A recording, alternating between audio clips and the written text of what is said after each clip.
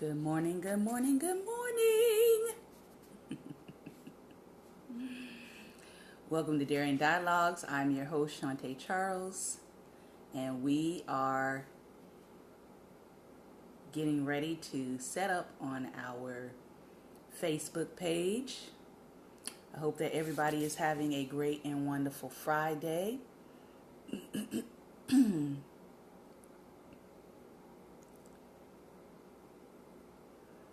All right.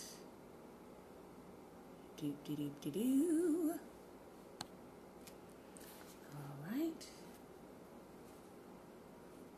And we are just taking a moment to set up our Daring Dialogues on our Facebook page. This is Season 2,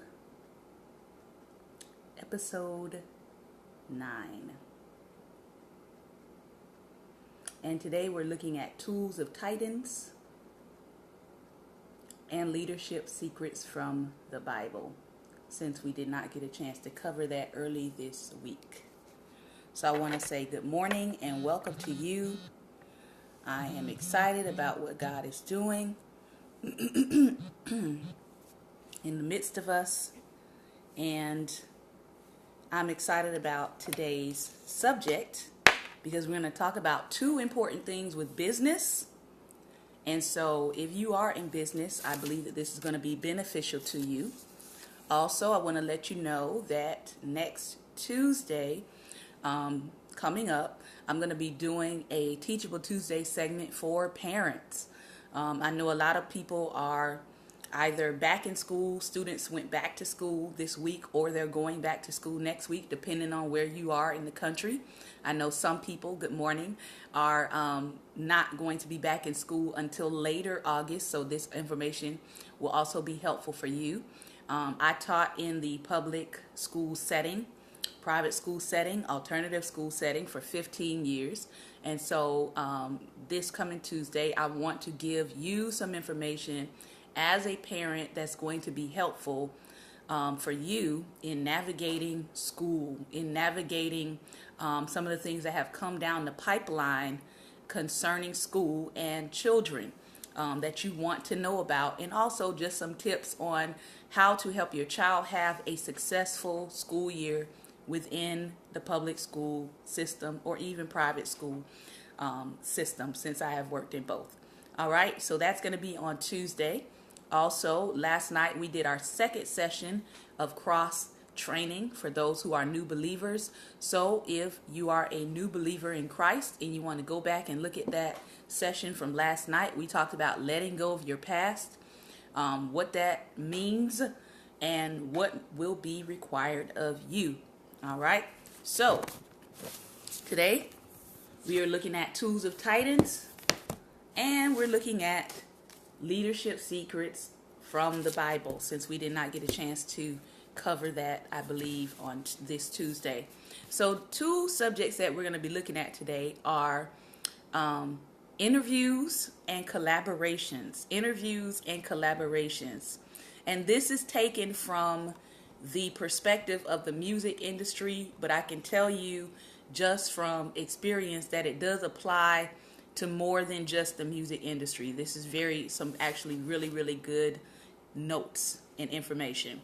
The person being interviewed in this particular section's name is Mike Shinoda, and he is best known as the rapper, principal songwriter, keyboardist, rhythm guitarist, and one of the two vocalists of Linkin Park, which has sold more than 60 million albums worldwide and earned 2 Grammy Awards in the process. Mike has collaborated with everyone from Jay-Z to Depeche Mode, and he's also the lead rapper in his side project, Fort Minor. As if that's not enough, he's also provided artwork production and mixing for all the projects mentioned above. He first met Mike when he interviewed him for Blog World and New Media Expo in 2008. All right, so here is one of the things that Tim Ferriss talks about that I think is very important, especially if you're in business and people say, hey, I see what you're doing. I like what you're doing. I would like to talk to you, or I would like to interview you. Now, I actually just recently went through this process, and my husband and I and our businesses and our ministry is going to be featured in a magazine that's based out of the Caribbean, but it goes around the world to about 180 different countries.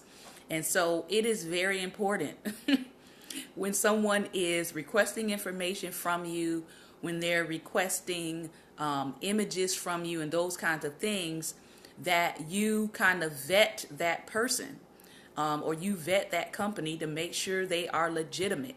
Because as he has said here, as he states, nearly everyone in this book has been misquoted in media. It's usually the product of a phone interview, and the fallout can be disastrous. To the interviewer, it may be just another piece that they hopefully will get clicks and shares on, but for you, it can be a confusing mess that haunts your digital imprint forever. All right? So, what does that mean? It means you don't want people messing around with your image. It means you don't want people messing around with your digital footprint. It means you don't want people misinterpreting who you are or misrepresenting who you are after you have given them an interview. All right? And so he says here, Mike elaborated in our conversation, I don't feel like the people are necessarily being deceitful. It's just realizing that everybody's got their own agenda. Even a music magazine that's not interviewing you necessarily because they love music. Their day-to-day is, we need advertising dollars. We need click-through. If you have a 40-word sentence from a person that chops down to 7, and you can make that sentence really titillating or really salacious, it doesn't matter if it has nothing to do with anything you said in your interview. It's just clickbait. Good morning, Bespoke. But they'll absolutely go for that because that's what their business is built on. So we're talking about, in business, we're talking about interviews, and we're also talking about collaborating, okay? And one of the things that he's talking about here is that many times people can misquote you in media. And so what is the moral of the story? The moral of the story is, whenever possible, do print and text interviews via email. And I've done these before. I will have someone, they say, hey, we want to interview you. I'll have them email me their interview questions, and then I can answer them via email. That way, I have a copy of what I actually said in case my words get misconstrued or turned around. All right? So whenever possible, do print or text interviews via email. A paper trail will give you evidence and recourse if people misbehave. But what if you can't keep it into your inbox? What if you can't or don't want to dodge phone calls? He says here, my approach has evolved over the years, but now it checks 2 boxes. 1, I'm avoiding the pain of wasted time, and 2, I'm not getting misquoted or misrepresented. The pain is blocking out 1 to 3 hours for a print piece interview, but ending up with a single sentence as a quote. The remaining 99% of the Q&A never sees the light of day. Even if the journalist records the call, a step in the right direction, I've never been able to use their audio, as they have a boss who has a boss who has a boss. This situation burns time, so how do you fix it? Easy.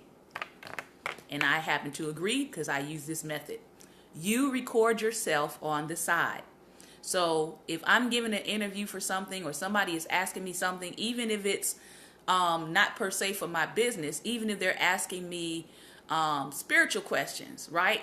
I can take out my MP3 recorder, which has, this one has a USB cord at the end. And when I'm done, I can upload my audio file to my computer and name it. Okay. So again, you record it on your side, which doubles as a way to cover yourself and combat any malicious intent. By saying, great to connect, what I usually do for phoners is record it on my side as a backup. I use Skype or Ecamm call recorder. Zencastr also works well. And then email. You can do a Dropbox link afterwards. Okay? If they agree and you're not breaking the law by recording, everything is hunky-dory.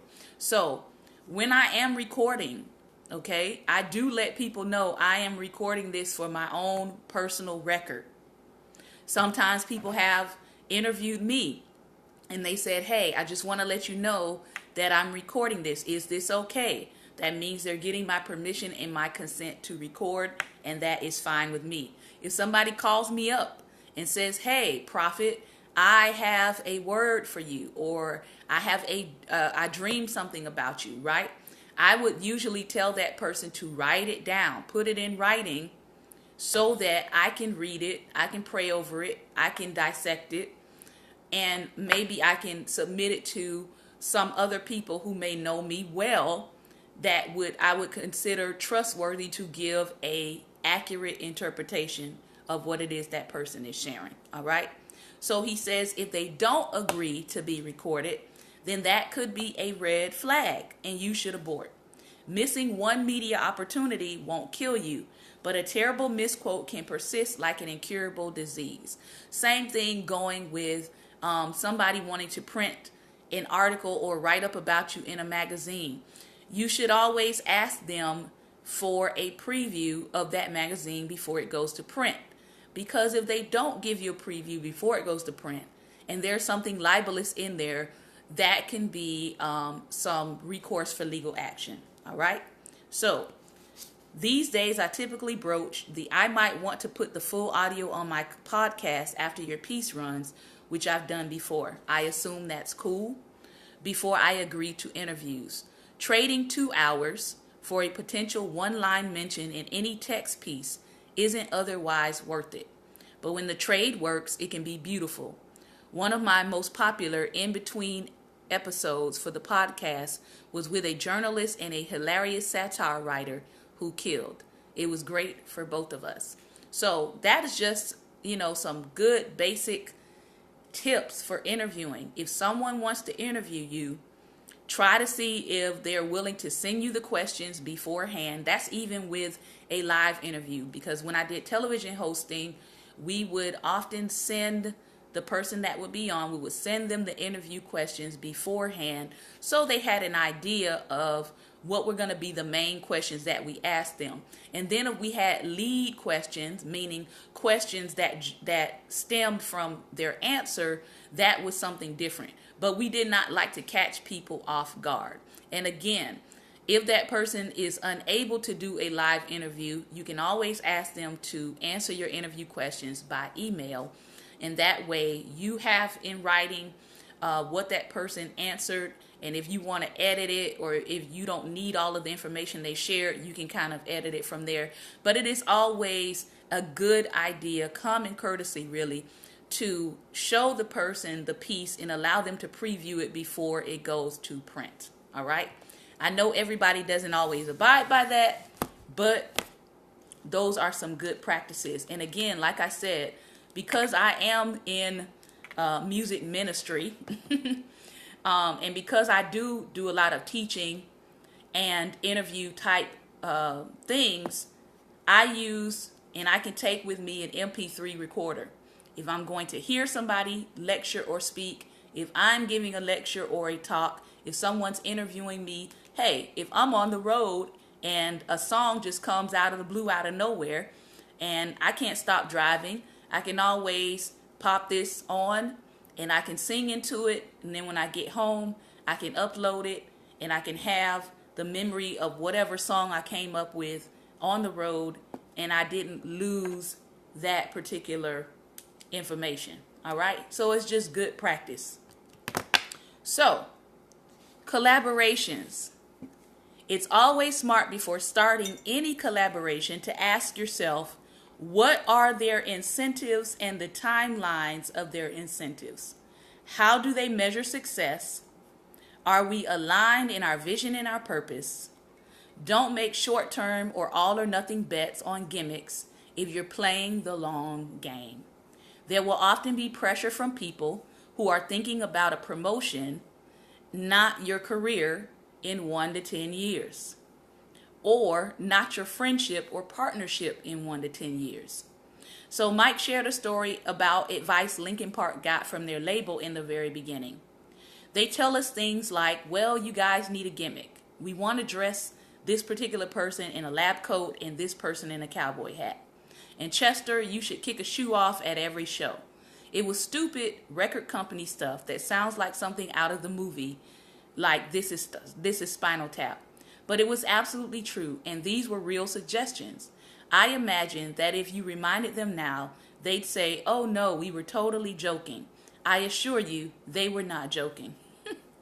The band agreed amongst themselves to stick to their guns, and they offered their label two choices. Either shelve us or let us do what we know how to do. And it worked. I've missed many great financial opportunities predicated on gimmicks. As Thomas Huxley famously said, it is far better for a man to go wrong in freedom than to go right in chains. If you're good, you'll have more than one chance. So again, collaborations, don't be so quick to go for the first thing that's offered to you or optioned to you, but really be willing to wait on what fits your vision. Be willing to wait on what fits your skill set. Be willing to wait on what fits your integrity. All right. So those were our tools of Titans, and we're going to go into our leadership secrets from the Bible segment.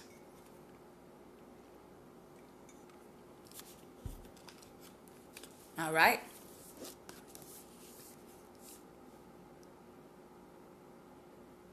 If there are typos in the interviewee script, I would definitely suggest that you send them a attachment saying, here are some things I noticed that were typos. And of course, like I said, that's if they give you an opportunity to preview the article before it goes out. A lot of writers will give you that opportunity. Some, because they're on a time crunch, won't give you that opportunity, but it's always best if they're giving you the opportunity and you see the typos, make sure that you correct them. Whether it's your name spelled wrong or, they got the wrong date on something, any of that, you can submit it to them.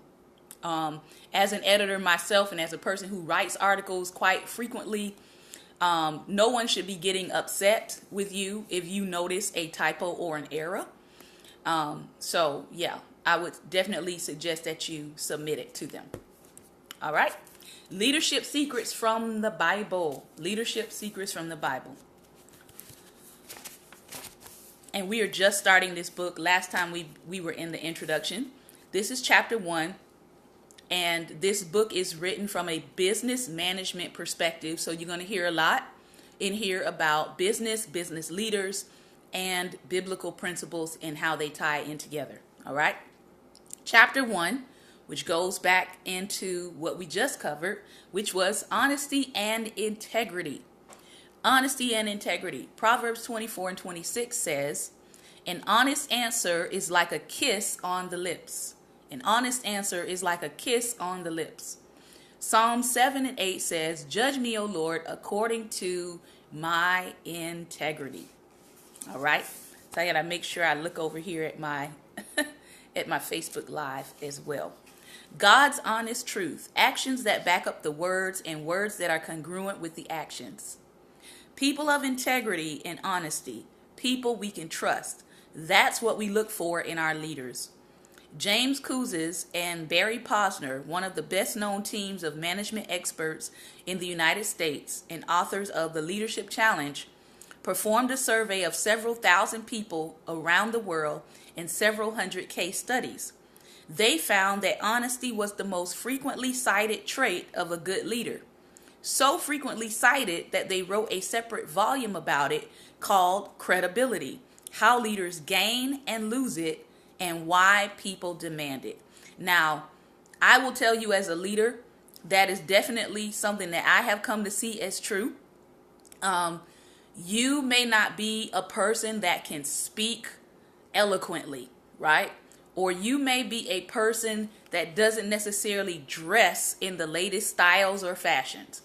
But if you are a person that does not know how to tell the truth, you are a person that does not know how to be honest and integrous, you will lose credibility with people. People are often more forgiving if maybe your style is out of date, or maybe you don't speak very well. You might be working on it or whatever.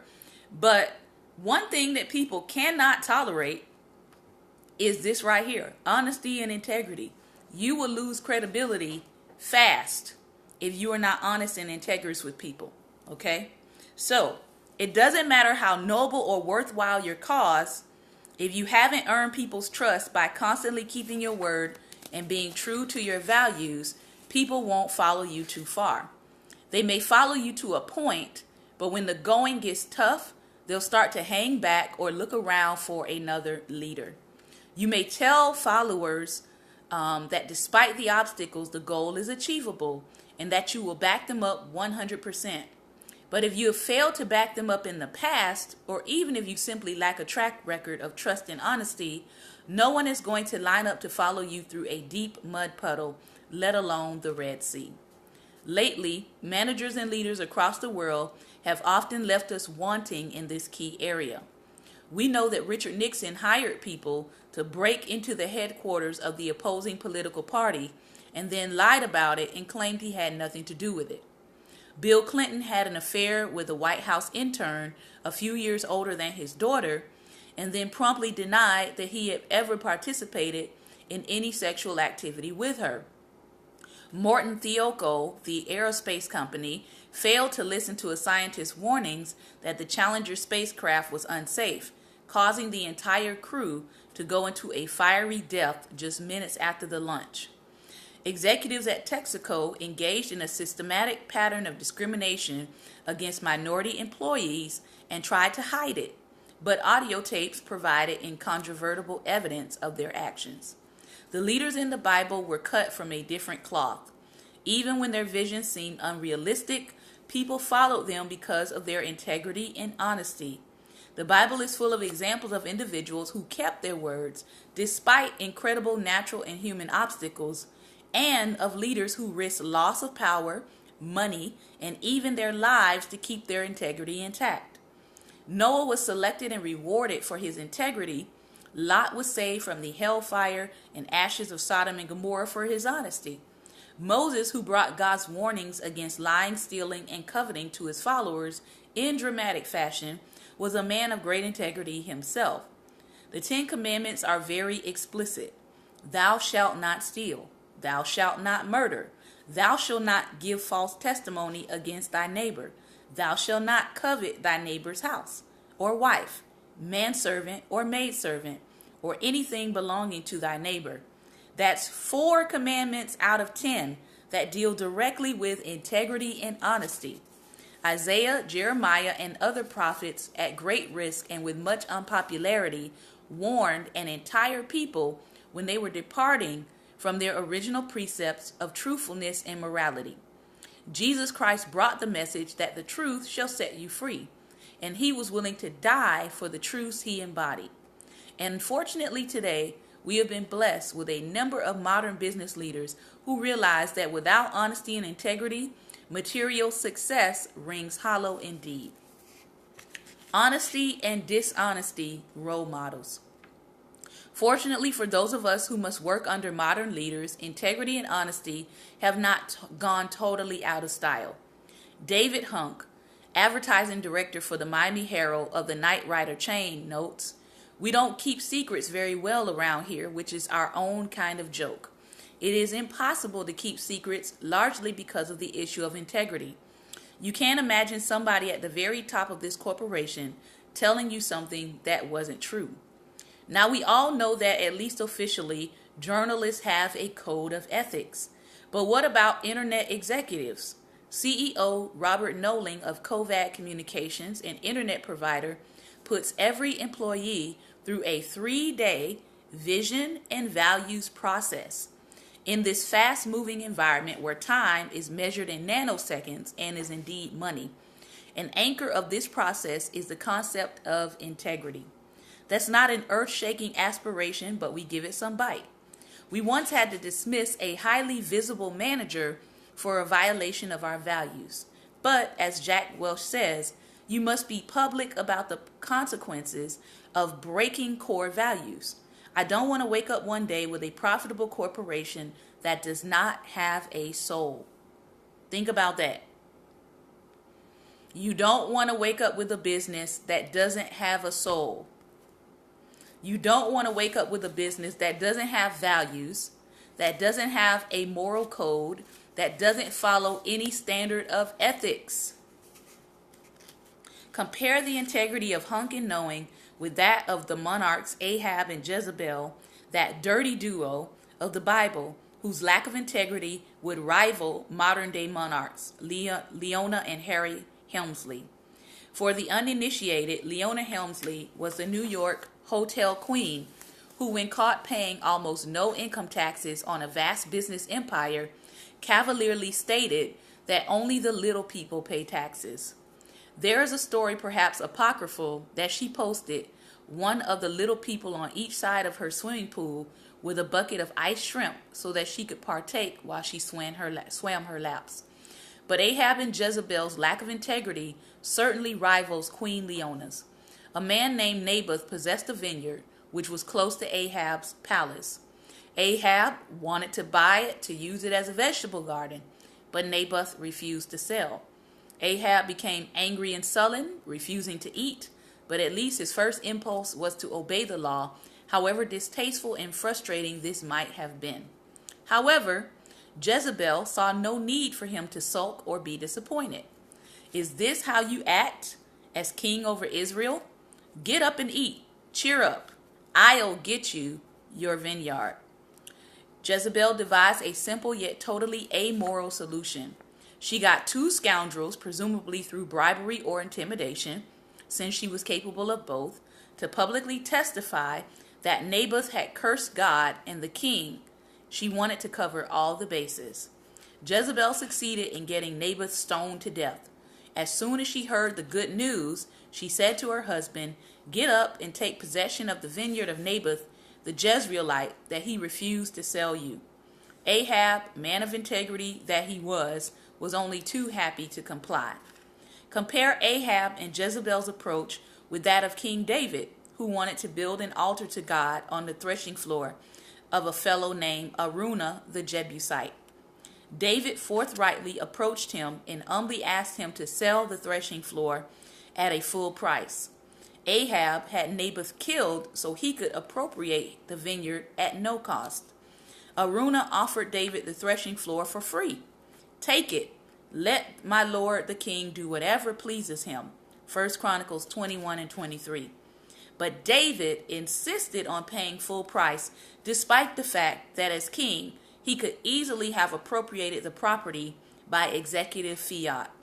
By comparison, here's a modern example of a vineyard that was certainly coveted but not seized from its rightful owner because of the executive's integrity. David Armstrong of Armstrong Industries wanted to build a new plant next to the old one. In order to do so, the company would have had to buy the home of the retired employee in his 70s and force him to relocate. The president vetoed the plan, exclaiming, "When we bought it, the company parcel, I promised he could stay there as long as he liked. Making him move now might upset him to the point where it shortens his life." The new plant was built on the other side of the property. Consider the integrity of Jean Mayer, Director of Policy Services for Northwestern Mutual Life. In a sense, she is watching over the vineyards, financial resources of thousands of policyholders. Before she took the job, she told her boss, "I can't do this job unless I know I can do the right thing. I can't take some old lady's policy away if I don't think it's not honorable." And my boss said to me, "You will never have to do that, and I have never been put in that position." Naboth would have been safe with her as a neighbor. Too often, it seems, honesty and integrity don't pay off in the short term, whereas dishonesty and lack of integrity do. How often have we heard sayings like, "Do unto others before they can do unto you," or "No good deed will go unpunished"? In the Bible, as in business and organizational life, wrongdoers ultimately receive their proper consequences, and virtuous people receive their just rewards. although not without a lot of needless suffering. If only people could be more honest from the beginning. For instance, there's the ancient case study of Pharaoh, whose lack of integrity rivals any modern leader. This absolute ruler of Egypt would not tolerate any threat to his power. To keep his Hebrew slaves and build his vast monuments to himself, he was willing to rain destruction and death on his own people. When he refused to let the Hebrews go, God visited 10 progressively destructive plagues on the Egyptians, starting with frogs, and moving to killing of the firstborn. Talk about progressive discipline. Pharaoh relented, probably because his own son was one of those killed. The story of the Israelites' hurried packing and exodus is well known to Jews and Christians alike, and it's a good thing that they were able to bake and run so quickly, because Pharaoh's integrity lasted only a few days. He went back on his word again and pursued the Hebrews into the desert. We're all familiar with what happened to Pharaoh's men when they tried to pursue the Israelites across the dry bed of the Red Sea, which had been parted for the fugitives. Seas may part for people of honor and integrity, but they often rush back to drown those whose word means nothing to themselves or others. One test of a leader's integrity is his or her attitude toward public property. Some leaders take it all with them. Others refuse to take a penny of the funds with which they have been entrusted. In recent times, we know of leaders like Ferdinand Marcos and his wife Imelda, who appropriated much of their country's wealth before absconding to foreign shores. Compare their leave-taking to that of Samuel, who presided as the high priest of Israel for several decades. Not only did he refuse to take anything not belonging to him, he also asked his countrymen to identify anything he had accumulated through the power of his office, and he would quickly and cheerfully return it. Wowza. Now, how many of today's business or political leaders would willingly open themselves up to such scrutiny? Michael Milken and Ivan Boesky certainly would not pass the test. Neither of many of the third world leaders of the Sultan of Borneo, who made off with $1 billion worth of his country's oil wealth. But the third world is not the only place where political leaders fail to measure up in this area. Just ask the driver of the truck that pulled up to the Clintons' new Westchester County mansion to quietly remove and return to the White House a large collection of expensive furniture that had been donated, not to them personally, but to the office of the president. Samuel didn't passively respond or react to an investigation of his possessions. He initiated it himself. He invited investigation of his honesty and integrity down to the last ox and donkey, promising to return anything that might have been immorally appropriated, no matter how insignificant. And he promised to rectify the least evidence of impropriety or dishonest gain. This type of integrity runs throughout the Old and New Testaments. Consider the farewell speech of the disciple Paul to his followers. He says in Acts 20, verses 32 through 37, "I have not coveted anyone's silver or gold or clothing. You yourselves know that these hands of mine have supplied my own needs and the needs of my companions." They all wept as they embraced him and kissed him. What grieved them most was his statement that they would never see his face again. Is it any wonder that such a profession and display of integrity and honesty provoked loyalty from Paul's followers, or that their grief was so great over the thought of losing him? If you left your organization today, think about it. Would your followers grieve openly about losing you? And if they did, would any of their grief relate to losing a leader of integrity? But is integrity really attainable at the highest levels in modern business? Can it be an impediment to material success? Charles Wang, chairman of Computer Associates, sees no such conflict. Wang is the head of a $4.7 billion company, but he argues that effectiveness often boils down to truth-telling, not dollars. And I think I say this all the time. Effectiveness boils down to truth-telling, not dollars. Here's what he has to say. To be a successful person, you have to have integrity. Your word has to be everything you've got. You must have a moral compass. That's especially true if you're a leader because you're exposed more. People will get a sense of you, and if you are not true, they'll get a sense that you are sleazy. We buy a company, there's a contract that's just terrible, but you inherit all the contracts. You can argue the guy had no authority to sign it, but you honor the contract. Leadership doesn't always have to be on a grand scale or come from the very top. John Bolton, commercial systems manager of John Deere, feels that every transaction, no matter how large or small, should be conducted with integrity. When his company was undercharged by a vendor, he acted like King David, not King Ahab. There was no question about it. We paid the vendor the amount that was due. It was taught to me early in my career that I have to have integrity in everything I do. This one transaction was not going to make or break the company. Bolton elected to follow his conscience, and in the words of Luke 16:10, whoever is dishonest with little will be dishonest with much. Today, this concludes our Daring Dialogue. I want to read one thing to you, and it comes out of the book of Job. People like to talk about Job and Job's wealth and how much money Job had and all of that good stuff. And people always would say things like, the enemy was after Job's family. The enemy was after Job's faith. Well, let's see what the enemy was actually after. All right. So let's take a look. Job chapter 1, starting at verse 6. One day the angels came to show themselves before the Lord, and Satan was with them. The Lord said to Satan, "Where have you come from?" And Satan answered the Lord, "I have been wandering around the earth, going back and forth in it." Then the Lord said to Satan, "Have you noticed my servant Job? No one else on earth is like him.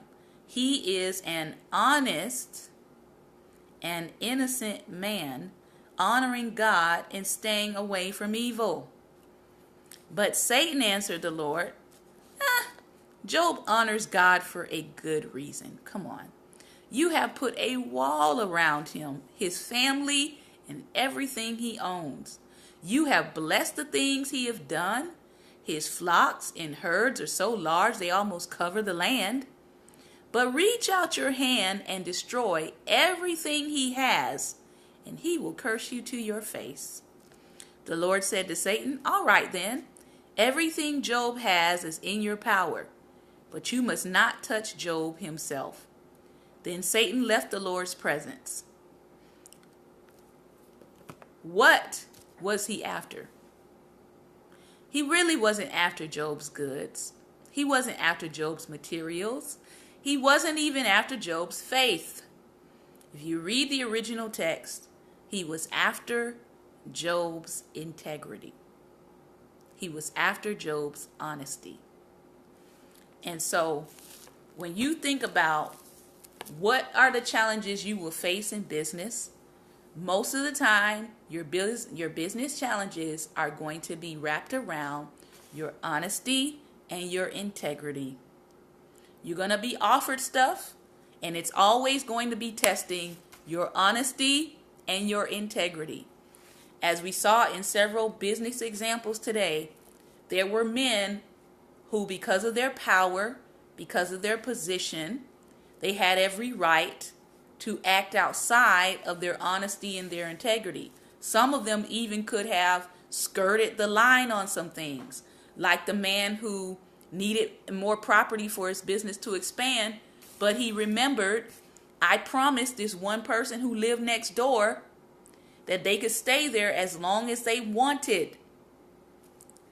And so even though he had every right to try to buy up that property and build and expand over there, he chose to build on the other side. That is integrity. when you could do something, when you could show a force of power, but you choose not to. All right? So, this has been our Daring Dialogues for today. I know we might be ending a little early, but that's okay. I hope that you all have a great and wonderful weekend. I'll be back on Sunday at 2:30 p.m. So if you want to join us in our Sunday teaching service, worship service, you are welcome to join us back again on Sunday. If not, I'll see you again on Monday, 11 a.m. Eastern Standard Time with our Monday motivation, and we will be back in the book Kingdom Disciples and our book on biblical hospitality, and we're going to continue that conversation. All right? I hope that I have said something today that was helpful to you. If you are in business, remember, think about those principles for interviews and think about those questions you want to ask when you're getting ready to collaborate with someone. Does your vision align? And let me go back to that last quote there that I thought was pretty powerful. Where is it? Where is that quote?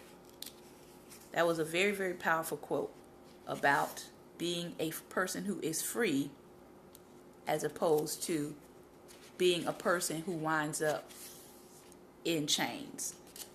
I'll have to find it again. But very powerful quote. The bottom line is we want to make sure that we're operating in honesty and integrity. I'll probably put it on my social media page once I find it again.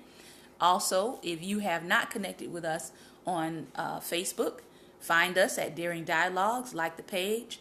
Take a look at the other articles that we post on there daily that has to deal with worldwide events. All right. Thank you again for joining us. Take care. And remember, light is the most daring opposition to darkness.